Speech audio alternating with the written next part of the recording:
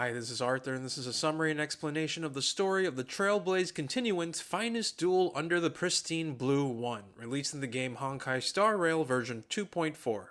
Before leaving Penacony, the Astral Express gets an invitation from Jing Yuan to the Luminary War Dance. Dan Heng explains the War Dance is a festival honoring the Aeon of the Hunt and the Cloud Knights who fought against the followers of the Abundance. Himiko proposes the Trailblazer March 7th and Dan Heng attend the war dance while Himiko and Mr. Yang run a necessary errand for Ran Mei. The three then head to the Law Fu and meet with Yang Qing. Just then, Borisin prisoners break free and Yang Qing subdues them.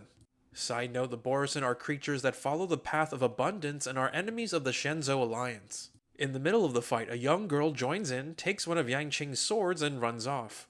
Afterwards, a Cloud Knight explains an IPC ship was attacked by Borisin when a diplomatic vessel from the Zhu Ming saved them.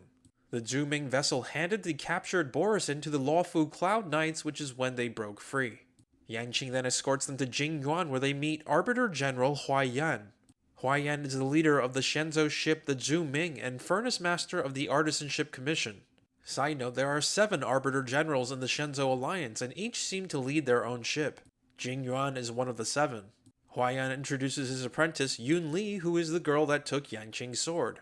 Yang Qing asks for it back, but Yun Li says no. Jing Yuan then tells Yang Qing to show them around and help resolve a dispute with the IPC. After they all leave, Zhao Chu and Moza from the Shenzhou ship the Yao Qing arrive and say their Arbiter General is on the Law Fu. As for the Trailblazer, she decides to go with Yang Qing to help resolve the IPC dispute. They head over and see Scott arguing with the Shenzhou officials. Side note, Scott is a returning character from the Aram Alley's Hustle and Bustle event. The issue here is that biological matter was detected in Scott's cargo and an inspection is required. Scott won't allow that.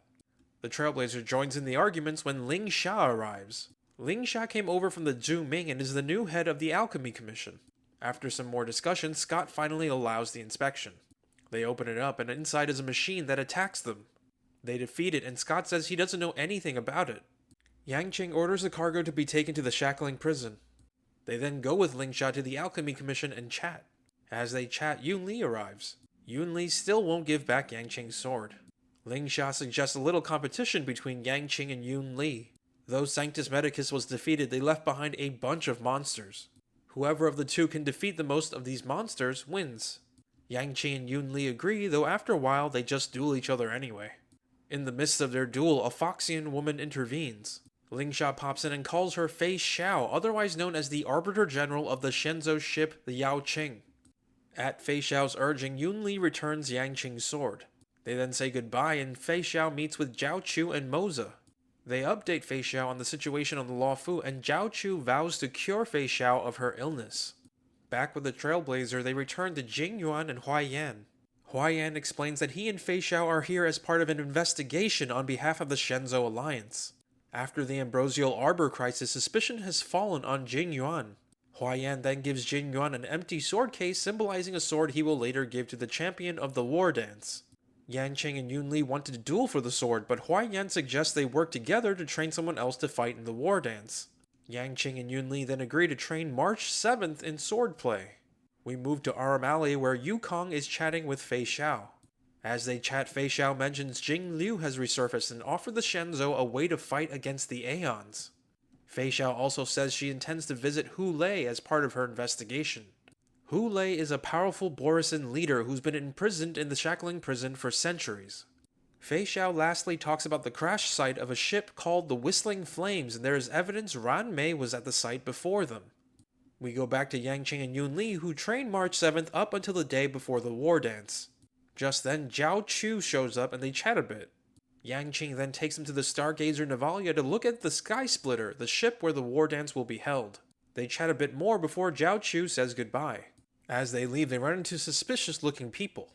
The group makes up an excuse and leave before confirming something is wrong. They decide to follow the suspicious people and eventually fight and defeat them, discovering they were Borisin in disguise. They realize the Law Fu has been infiltrated by Borisin and rush to tell Jing Yuan. Back to the Trailblazer, who is with Dan Heng, Jing Yuan, Huaiyan, and Fei Xiao. Fei Xiao is questioning them on the Ambrosial Arbor crisis.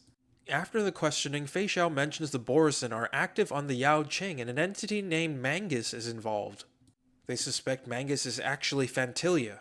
Side note, Phantilia is one of the Lord Ravagers of the Antimatter Legion who they defeated during the Ambrosial Arbor Crisis.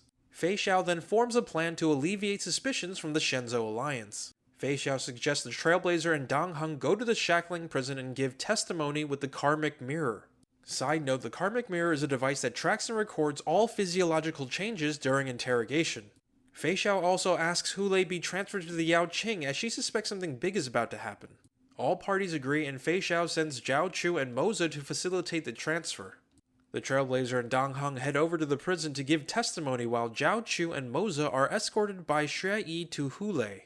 The Trailblazer and Dong Heng meet with Hanya, who escorts them further into the Shackling prison. As they are walking, they see the IPC crates from Scott when the machines they fought earlier attack again. They defeat them and conclude these IPC crates were purposely sent here to facilitate a prison break. We go to Xue Yi, Zhao Chu, and Moza, who open the locks and eventually make it to Hulei's cell. Suddenly, they are attacked by a disguised Borisin named Moktok and his forces. Hulei is freed and knocks out Xue Yi. Moza is gone.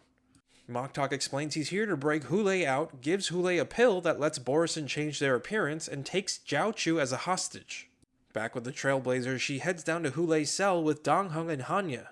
The prison is in chaos as escaped prisoners, machines, and Borisin are causing heavy casualties. They eventually reach Hulei's cell and find Xue Yi's body. Hanya explains Xue Yi is an ingenium, meaning she is not dead and can transfer herself to another body. Hanya then notices a broken Psy Crane. It seems Xue Yi transferred her soul to the broken Psy Crane. They repair the Psy Crane and Xue Yi tells them Zhao Chu is alive. Hanya then tells Xue Yi to fly outside and tell the outside world what is happening here. Xue Yi flies away while the Trailblazer Dong Heng and Hanya chase after Hulei. Along the way, they run into Moza. Moza says he escaped and tells them Moktok's plan is to seal the prison, making sure no one outside knows what's going on. The group comes up with a plan to seal everyone, including themselves and Hulei, within the prison. We move back to Hulei, Zhao Chu, and Moktok and his forces. Zhao Chu tries to trick Hulei into staying in the prison by telling him Jing Liu has resurfaced. The implication is if Hulei stays in the prison, he may get a chance at revenge. Side note, Jing Liu was the one who captured Hulei. As for the Trailblazer, they eventually reach the entrance but are too late as Hulei is standing outside the closing gates. Back with Jing Yuan, Huai Yan, and Fei Xiao, it seems Xue Yi was successful as they receive word of the prison break. The three Arbiter Generals seem prepared for what comes next. And that is the end of this mission in this video. If you like what you've seen here, please like, comment, and subscribe.